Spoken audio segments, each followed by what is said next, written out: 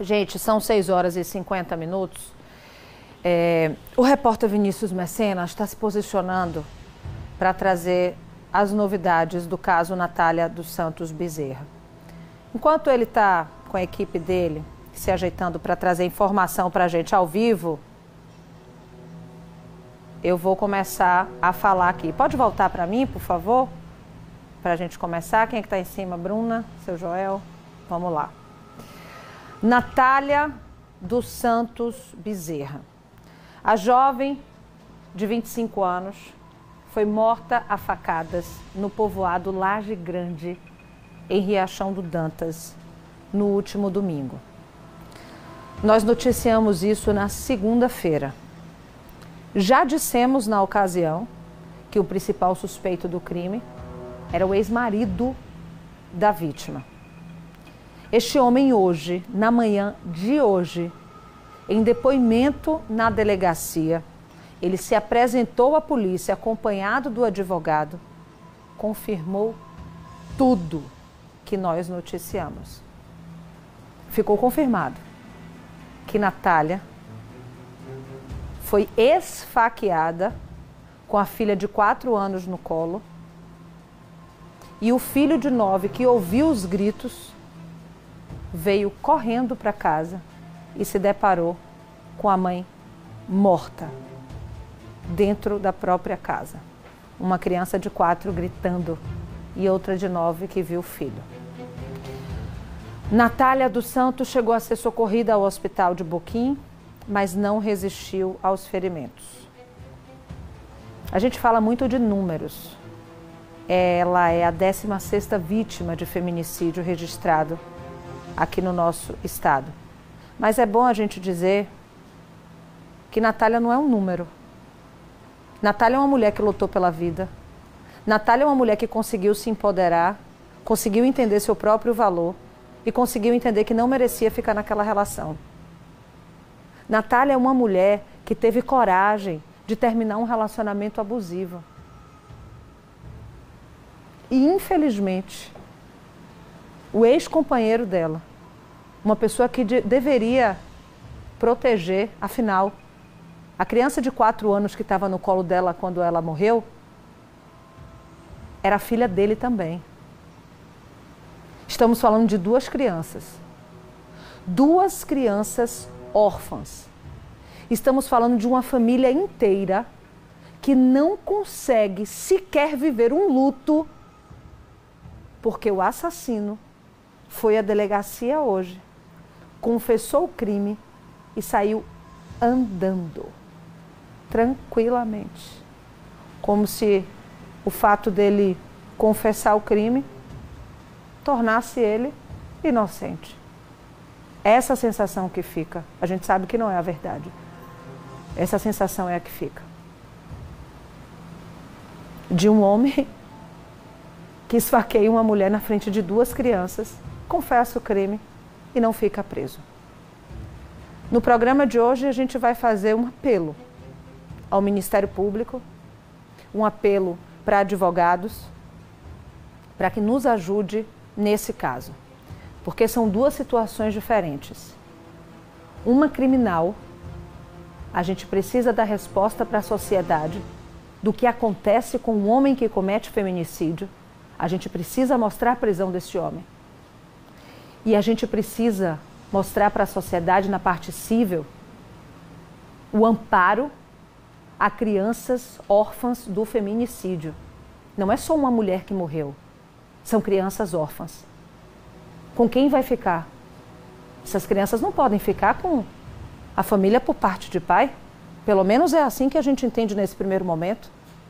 A família da Natália está desesperada com essa possibilidade dessa criança ter que conviver de perto, neste momento, com um homem que assassinou a mãe dela e ela viu, que é o pai dela. Estamos falando, gente, de criança que perdeu a mãe e que viu o pai matar. O delegado responsável por esse caso, o Bruno Alcântara, contou como foi o depoimento do feminicida na delegacia hoje. Vamos conferir. A Polícia Civil, através da delegacia de Riachão do Dantas, tem dado continuidade nas investigações com relação ao caso do feminicídio da senhora Natália, ocorrido no último domingo, dia 13 de novembro. O autor do crime se apresentou hoje na delegacia, onde foi colhido seus depoimentos e trazido as informações necessárias com relação ao fato criminoso. O mesmo confessou em declaração, juntamente acompanhado do seu advogado, onde ele trouxe as informações do que aconteceu durante a situação. Sendo assim, a Polícia Civil, dando continuidade às investigações, tem colhido os depoimentos de testemunhas e todos os envolvidos no fato. A Polícia Civil está à disposição de toda a comunidade e toda a sociedade, lembrando que pode ser denunciado todos os fatos criminosos, discando apenas 181. O seu sigilo das informações, da sua identidade, será preservado. Contribua com a polícia, confie com a Polícia Civil, estamos todos à disposição. Gente, eu estou ao vivo agora com a Aurélia Calheiros. Ela já está aqui, a gente já está vendo a imagem dela. Ela é advogada. Só um minutinho, doutora Aurélia, para eu explicar para quem está em casa. Eu havia dito que íamos entrar com a irmã da vítima. O nosso repórter Vinícius Mecenas está testando tudo para que a gente entre com você sem nenhum ruído. A nossa comunicação ao vivo é através da internet. Está existindo uma oscilação. Já estamos resolvendo esse problema e vamos ao vivo com o Vinícius. Antes disso, doutora, você aceitou pegar esse caso, a Aurélia aceitou pegar esse caso no que se trata da questão das crianças. A gente fala muito sobre os órfãos do feminicídio. Só ano passado foram 2.300 pessoas órfãs do feminicídio. E a gente percebe que existe um descaso no amparo dessas crianças.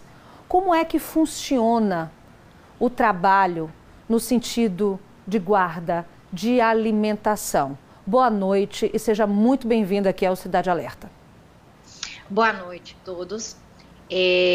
Eu fui contactada, meu nome é Aurélia Calheiros, né, como você já me apresentou, fui contactada através de uma pessoa que eu admiro muito, aqui em Sergipe, eu vim do Paraná, né, que é a doutora Valdilene Cruz, né, que é do Instituto Ressurgir, que faz um trabalho belíssimo de apoio a essas mulheres vítimas de violências domésticas em várias esferas, tanto patrimonial como física, né, e outras mais. Na questão específica das crianças, eu também faço um trabalho para as justiceiras, que é um programa a nível nacional, certo? A nível de voluntário, né? Como é o caso aqui em tela.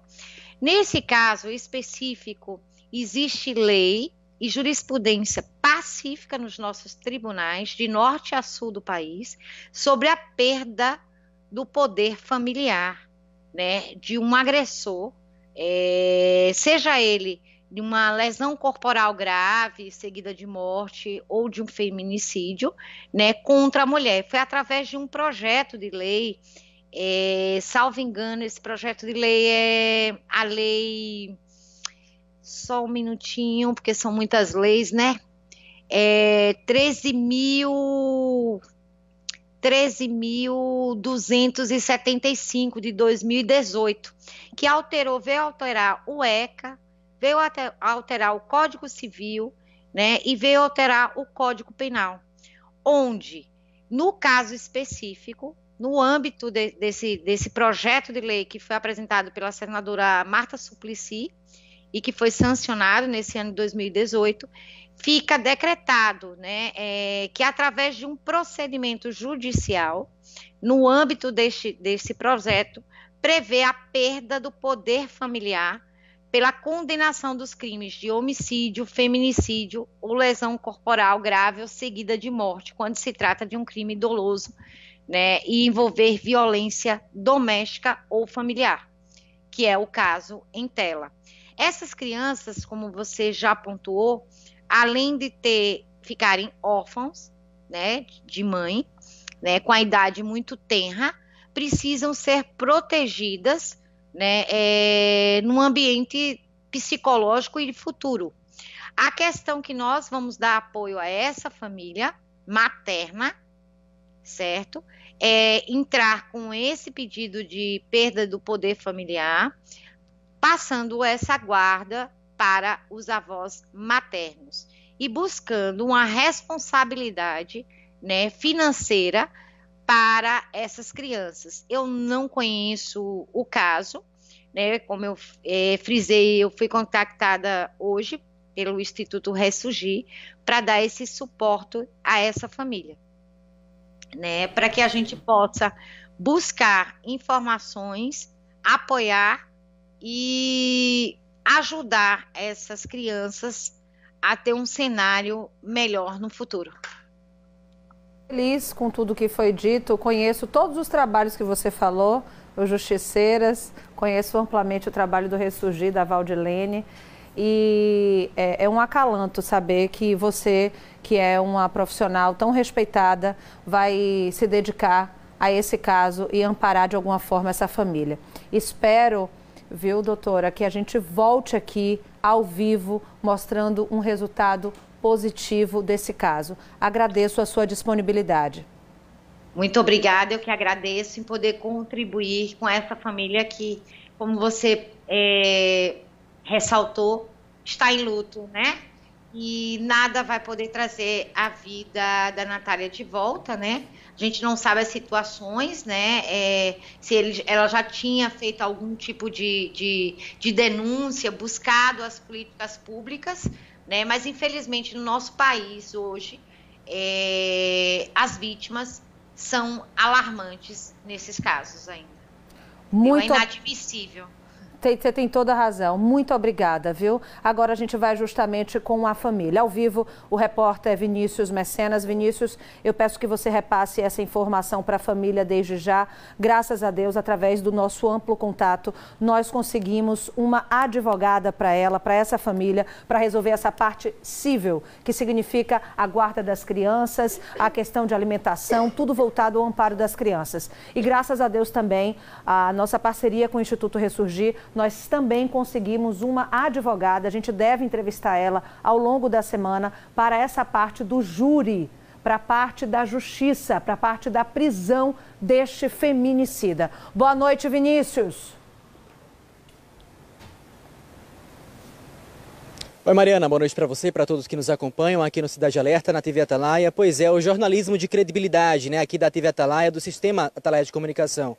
Pois é, Mariana, um crime, né, que acabou chocando não só Riachão do Dantas, né, que fica a cerca de 100 quilômetros, 109 quilômetros aqui da capital sergipana, lá no interior aqui de Sergipe, que chocou o estado todo, né? Esse feminicídio, 16º homicídio só esse ano, de uma mulher que acabou sendo morta pelo próprio ex-companheiro, né, de quem ela já vinha sendo, infelizmente, né, agredida verbalmente, fisicamente, infelizmente. No dia de hoje, seu ex-companheiro, que estava, inclusive, foragido desde quando cometeu esse ato, no último domingo, lá no povoado de Riachão do Dantas, né, Laje Grande, ele estava foragido e no dia de hoje chegou, portanto, com um advogado na delegacia para prestar seu esclarecimento. E o que choca a todos nós é que esse homem, mesmo confessando o crime, acabou sendo solto. A gente demorou um pouco porque, inclusive, a sua irmã, a Jussiele, que já está aqui com a gente, ela estava a caminho nesse deslocamento, né, lá da sua cidade para aqui, para falar com a gente, e realmente é uma situação muito desconfortável. A gente percebe que a família ainda está toda abalada. Jussiele, boa noite, bem-vinda aqui ao Sistema Atalaia de Comunicação. Oi, boa noite. É um crime que choca, né? Porque todos nós ficamos abismados, né? Porque com a procura dele, como ele já estava foragido, a gente achou que quando conseguisse pegar ele, né, que ele pudesse ficar preso, né, né, pelo fato, né? Então, hoje ele se entregou, foi se apresentar na delegacia, né? Eu agradeço inclusive ao delegado Bruno e à policial Carla, né, que deram assim uma assistência a gente, mas por conta da justiça, ele confessou o crime e porque não foi preso em flagrante, ele acabou saindo e, né, minha irmã continua morta, né, que não vai voltar, mas eu quero justiça, né, pelo fato porque saiu impune, saiu como se nada tivesse acontecido. Ele já demonstrava ser agressivo enquanto estava com ela? Sim, desde o relacionamento, que, né, são quase 5 anos e meio, né? Desde o início do relacionamento sempre foi de brigas, agressões verbais, físicas. Então já era bem conturbado já o relacionamento deles dois. Quem era a sua irmã? Quem era a Natália? Só para quem está nos acompanhando aqui na TV Atalaia, quem era ela, essa jovem, 25 anos, tinha uma vida toda pela frente, mãe de família, 2 filhos, né? Natália era uma adolescente, começou a vida nova porque ela engravidou com 14 anos, né, do seu primeiro filho, teve com 15, então foi casada, separou, arrumou esse, né, o ex-marido dela, então desse relacionamento nasceu Dona Eloá, né, que inclusive ele assassinou ela na frente da própria filha. A filha dela estava no colo, né? A filha dela estava em seus braços e ele não teve consideração nenhuma pela filha, porque, né, ele assassinou a minha irmã dentro de casa, na casa que ela morava, e com sua filha pequena no colo. Inclusive, a briga começou por conta do meu sobrinho mais velho, que até então, né, ele não... ele deve ter falado algo que, né, minha irmã foi defender, e aí começou a briga, um conflito que já era normal deles dois, por conta da separação. Como ela falou, né, ele já demonstrava ser uma pessoa agressiva enquanto estavam no relacionamento, ela realmente criou forças, conseguiu essa separação, ele realmente não aceitou esse término, mas o que nos leva agora, a questão é dessas crianças, né, porque a menor de 4 anos era a filha do casal, já o de 9 era de outro relacionamento. Como é que elas estão agora, com quem elas estão? Então, a gente vai ter que entrar com psicólogo com os dois, porque assim, tá bem abalados. Eloá, por conta, ele, como eu volto a repetir, ele estava, né, na hora do ato, estava nos braços dela. E Rafael, porque foi ele que pediu socorro, que é um menor de 9 anos, que inclusive viu a mãe com a facada, né? Inclusive estava até coisas dela para fora e... ele viu tudo, né? Kelly, como ela já havia sido agredida outras vezes, ela criou forças também para chegar, prestar um boletim de ocorrência, denunciar, buscar ajuda com familiares, conversar com alguém? Então, não, porque minha irmã era bem retraída, né, nesse fato. Ela não deixava se interferir, porque ela achava que dava conta, porque até então terminava, voltava, mas a gente sempre teve ali no pé. Minha mãe chegou uma vez, sim, a fazer um boletim de ocorrência, só que minha irmã foi lá e tirou. Então, como era ela agredida, né, era ela que tinha, mas ela não dava. Até então, ela achava que sempre, né, terminou, voltou, vai ficar tudo bem. Ficava assim, uma fase, um tempo, uma época, e até então voltava as agressões. Olha, infelizmente, a gente sabe que uma morte como essa, que choca tanto, acredito, principalmente a família, né, é uma morte, Mariana, que a todos os familiares, pessoas em torno, acabam morrendo um pouquinho, né? Então, como é que você, enquanto irmã, né, que está à frente, resolvendo tudo isso, praticamente uma semana depois, como é que fica o sentimento, né, de estar travando essa luta, né, para conseguir de fato a justiça e a partir daí conseguir viver esse luto? Então, a gente não vai se aquietar enquanto a justiça ser feita, porque minha irmã está morta. Eu olho para o meu sobrinho, olho para minha sobrinha agora diariamente e vejo que a pequena, que é muito esperta, ela sempre volta a falar repetidamente o ato acontecido. Rafael, então, tá chorando, tá meio que não quer sair de perto da minha mãe. Minha mãe, então, tá debilitada por conta da situação, entendeu? E agora, assim... eu tento dar forças a ela e aos meus 2 sobrinhos, que inclusive tenho também meu irmão mais novo, que para poder criar essas crianças, porque agora só tem nós 3, entendeu? Porque assim, eu não quero que ele tenha contato nenhum com o pai, por conta do acontecido, entendeu? E eles estão bem... Josiele, muito obrigado por sua participação. O que eu tenho ali dizer, né, é nossos pêsames, nossas condolências, né? A gente espera que de fato a justiça seja feita e uma notícia boa para você. Através da nossa equipe, né, de jornalismo da TV Atalaia, através realmente da repercussão de todo esse caso, nós já conseguimos uma advogada, né, civil para estar acompanhando esse caso, Natália Santos, de vocês. Ela vai estar entrando em contato posteriormente para estar avaliando 2 advogadas, né, a nossa produção aqui está reforçando isso, 2 pessoas, 2 especialistas na área, através dessa nossa parceria também com o próprio Instituto Ressurgir, que vai estar dando todo o apoio, através principalmente da guarda dessas 2 crianças, que estão inclusive com a mãe de vocês, né? E em relação também a todo o processo de alimentação e tudo mais. Então, a partir de agora, vocês já vão estar acompanhadas com essas 2 especialistas, Mariana. E é claro, a gente vai seguir acompanhando esse caso. Esse homem ainda está solto. Qualquer novidade a gente vai voltar a trazer aqui ao longo dos nossos programas aqui na TV Atalaia. Mariana.